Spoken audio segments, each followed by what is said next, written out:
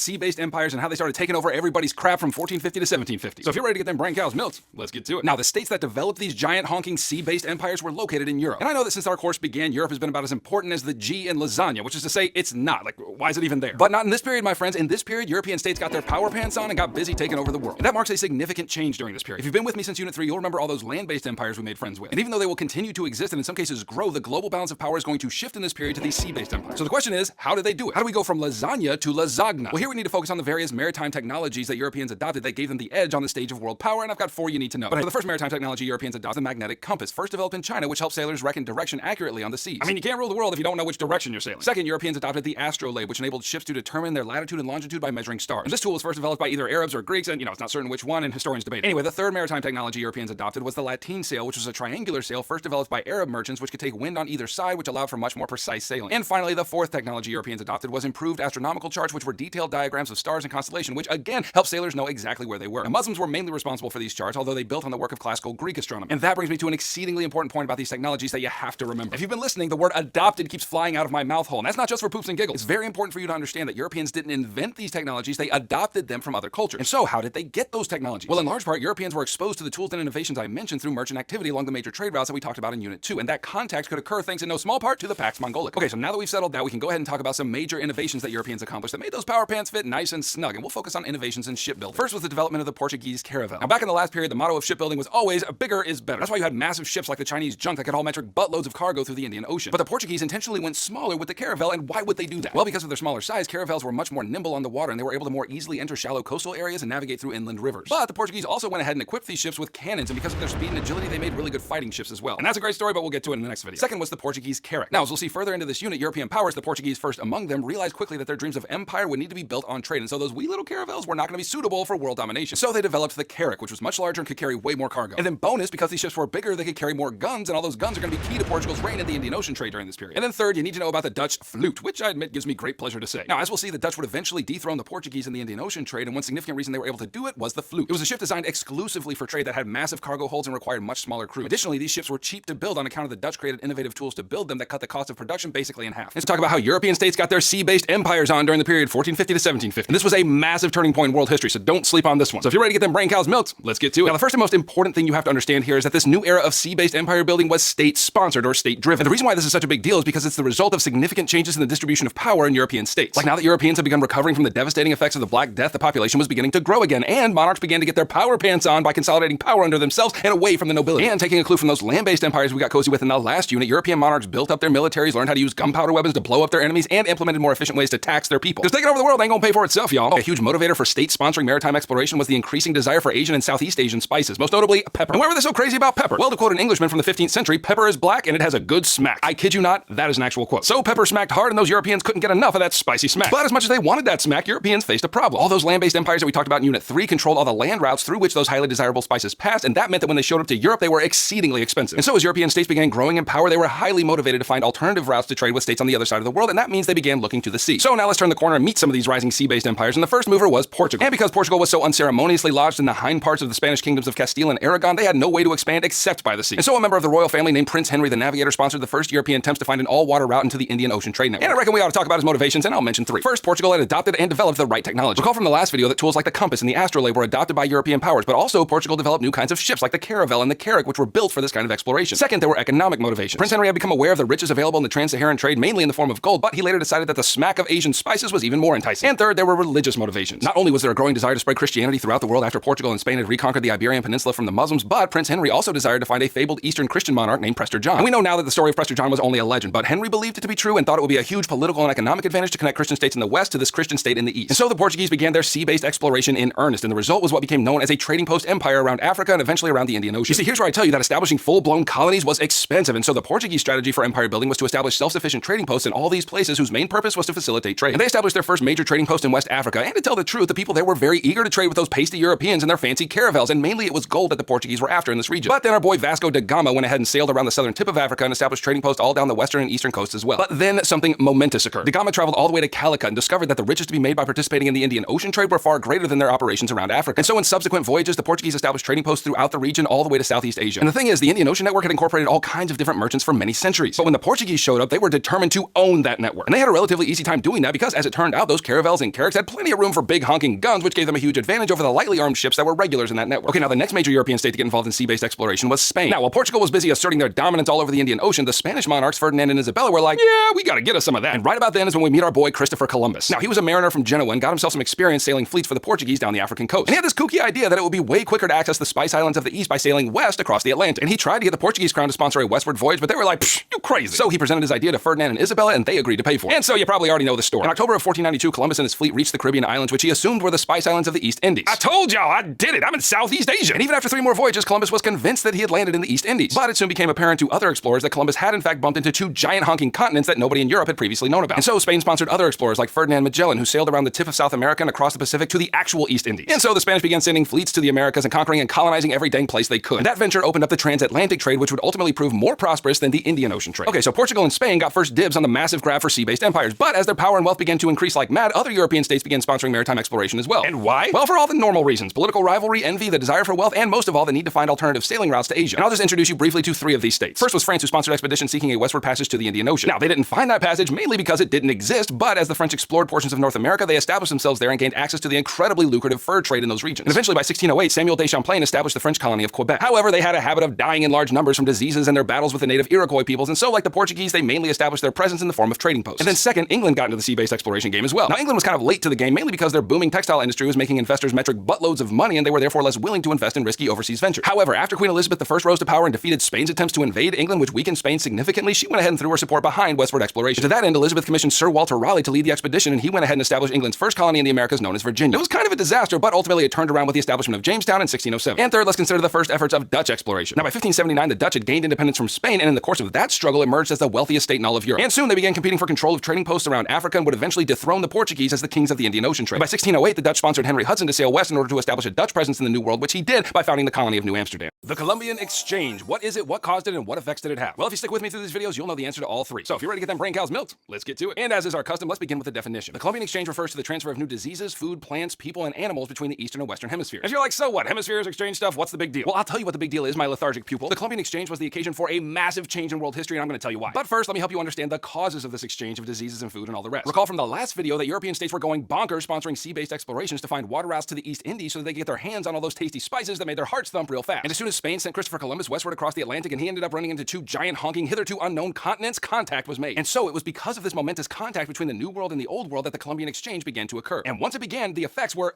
considerable. And by the way, description. So the first effect of the Columbian Exchange was the transfer of disease. And look, because everyone in Afro-Eurasia had been connected and trading and exposed to each other's nasty germs for many centuries, they had all developed immunities to all those cooties. But these people over here, not so much. When Europeans arrived in the Americas, they brought disease vectors with them, which is a fancy schmancy way of saying rats and mosquitoes. Because the indigenous peoples in the Americas had never been in contact with these kinds of diseases, they ended up devastating the population, and I'll give you 3 examples. First was malaria, which was carried by mosquitoes, which were introduced to the Americas by enslaved Africans who were transported for plantation work, and that disease killed millions of indigenous Americans. Second was the measles, which was highly contagious and spread rapidly in densely populated areas, also killing millions. And third, and most devastating of all, was the introduction of smallpox. And once introduced in 1518, it spread through Mexico and Central America, and then down into South America, where it killed something like half the population in those places, and in some areas, up to 90% of the people died. And this is why, not surprisingly, indigenous Americans refer to that event as the Great Dying. Now, it's debated whether indigenous Americans introduced any diseases to Europeans, so I'll just leave that to the side. And it's also debated whether Europeans intentionally introduced these diseases to the indigenous populations in order to make them easier to conquer. And there's not much evidence on that either, but regardless, the fact that these diseases were introduced and they had such devastating demographic consequences made the eventual European takeover of the Americas much more achievable. Okay, now let's talk about the plants and food that were introduced to both hemispheres as a result of the Columbian Exchange, and it's helpful if you know a couple of examples. So European settlers brought wheat and grapes and olives with them, which were staple foods of European diets. But they also brought Asian and African foods like bananas and sugar. And while indigenous Americans mostly maintained their traditional diets, they slowly adopted some of these new foods, which diversified their diets and therefore increased their lifespan. But then going the other way, New World crops were transferred to Europe, including maize and potatoes and manioc. And those new foods had a similar effect in Europe after 1700, which is to say they diversified their diets and led to a healthier population, which led to a significant population growth because of longer lifespans. Additionally, some of these crops like maize were introduced to Africa and Asia, which is,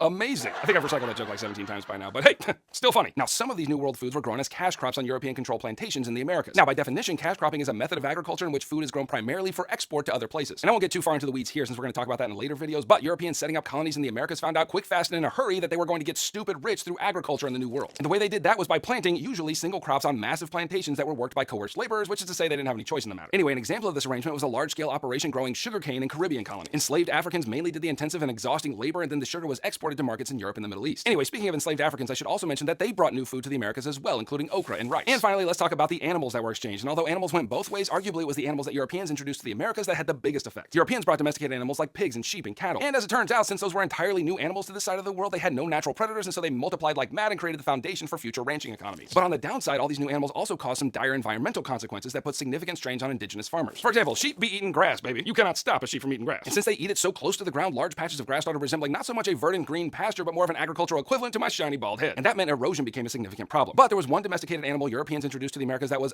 real nice, and that was the horse. This animal fundamentally changed the society of several indigenous peoples in North America by allowing them to more effectively hunt large herds of buffalo, which was a staple food item for them. All right, oh my goodness, y'all. It's time to talk about the establishment of maritime empires, and this is a beefy one, so gird thyself. So if you're ready to get them brain cows milked, let's get to it. So in the last video, we witnessed various European states dipping their toes in the pool of sea-based trading networks throughout the Indian Ocean. But it didn't take long for them to decide that the water was just fine and to cannonball in the middle of everybody's crap and get busy on a full-blown empire-building project. And what were their motives for doing so, says you? Well, it's complicated, says I, but we can essentially reduce their motivations to gold, God, and glory, which created no small amount of rivalry between them. In other words, European states began developing maritime empires because they wanted to enrich themselves, and because they wanted all the world's heathens to worship Jesus, and because they wanted to be the greatest state in the world. Oh, and if you want no guys to follow along with this video and all my videos, check that link in the description. Anyway, let's get familiar with these European powers and their efforts to take over the world. First up was the Portuguese, who became the first to establish what became known as a trading post empire around Africa and throughout the Indian Ocean. And they were largely able to do this, if you'll recall from my 4.2 video, by noticing that many of the average merchant ships in the area were pretty lightly armed. And so the Portuguese went ahead and loaded their caravels and their carracks with giant honking guns and established their dominance. And the key thing to remember here is that once the Portuguese inserted themselves into this trading network, they weren't as interested in participating peacefully as they were in owning and controlling it by force. Next came the Spanish, who early on set up their base of operations in the Philippines. And their methods were a little different from the Portuguese. What I mean is, while the Portuguese were generally content to set up and run small trading posts in these various places, the Spanish went ahead and established full-blown colonies. And if you remember, again from 4.2, how the Spanish ran their colonies in the Americas, namely through tribute systems and taxation and coerced labor, then it shouldn't surprise you that they use those exact same tactics in their colonial holdings throughout the Indian Ocean. And then we get the Dutch entering the Indian Ocean trade. And with their fancy schmancy flouts, they took over as the kings of the Indian Ocean trade, deposing the Portuguese quick, fast, and in a hurry. Kiss my grits. Look at them Dutch flouts. Well,